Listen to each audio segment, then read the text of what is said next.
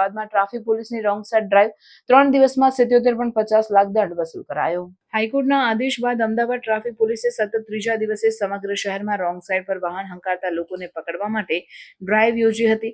શહેરના 14 traffic police સ્ટેશનનો staff સવારથી લઈને મોડી સાંજ સુધી રસ્તા ઉપર ઉતરી પડ્યો હતો.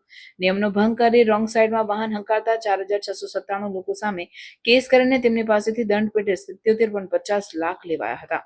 શહેર ટ્રાફિક પોલીસના સંયુક્ત પોલીસ કમિશનર એન ચૌધરીએ જણાવ્યું કે શહેરમાં માર્ગ અકસ્માત રોકવા અને ટ્રાફિકના નિયમોની અમલવારી કરાવવા માટે છેલ્લા 3 દિવસથી ડ્રાઈવ ચાલી રહી છે. રોંગ સાઇડમાં વાહન હંકારતા 4697 લોકોની સામે કાર્યવાહી હાથ ધરાઈ હતી અને તેમને ટ્રાફિકના નિયમોનું પાલન કરવા સમજ આપીને તેઓને સ્થળ પર જ મેમો આપીને 77.50 લાખ દંડ પેટી લેવાયા હતા.